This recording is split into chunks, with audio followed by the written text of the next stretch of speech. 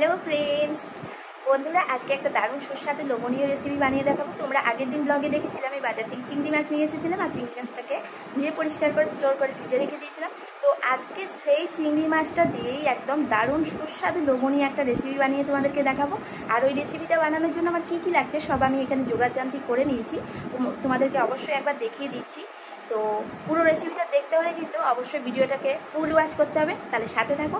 চিংড়ি মাছটাকে যেটা আমি বাজার থেকে ছাড়িয়ে পরিষ্কার করে নিয়ে এসেছিলাম, পিঠের যে শিরাটা ছিল সেটাও ফেলে দিয়েছে। দুটো বড় চিংড়ি আছে, কিছুটা ছোট চিংড়ি আছে। আর এইখানে দেখো একটা ছোট পেঁয়াজ, 4 কোয়া মতো রসুন, আধা ইঞ্চি মতো আদা আর 4টে কাঁচা লঙ্কা পেস্ট করে নিয়েছি। এইখানে দেখো হাফ কাপ টক দইটাকে আমি এটাকে ভালো করে ফেটিয়ে নিয়েছি। আর দুটো কাঁচা লঙ্কা এখানে রেখে দিয়েছি নামাবার আগে দেওয়ার জন্য। আর এইখানে কিছুটা মশলা আমি দেখো গুঁড়ো করে নিয়েছি। কি আছে মশলাটায়? হাফ চামচ মতো জিরে আর সামান্য মতো গোটা গরম মশলাকে একটুখানি শুকনো খোলায় ভেজে নিয়ে এটাকে মিক্সি করে নিয়েছি।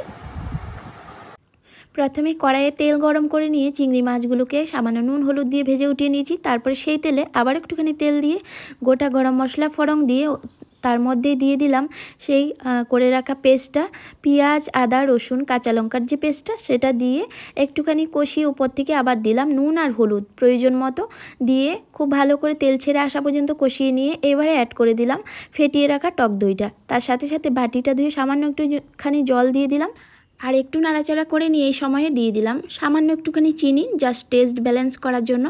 এরপরে ঝোল দিয়ে দিলাম। ঝোলটা সাইডে থেকে ফুটে উঠলো আর এবারে ভেজে রাখা চিংড়ি মাছগুলো অ্যাড করে দিলাম। তারপরে গ্রেভি হয়ে এসেছে, ঝোলটা ওই সময়ে দিয়ে দিলাম।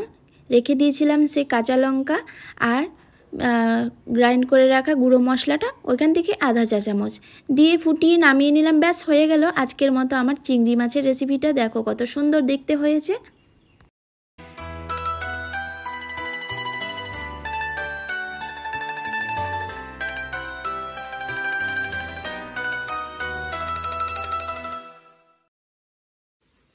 তো বন্ধুরা আমার চিংড়ি মাছের রেসিপি কিন্তু একদম রেডি হয়ে গেছে। এই দেখুন, এই যে দেখতে পাচ্ছেন কিনা বুঝতে পারছি না, এই যে।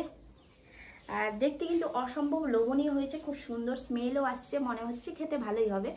তো আপনারাও এইভাবে বানিয়ে ট্রাই করবেন, আশা করি ভালো লাগবে।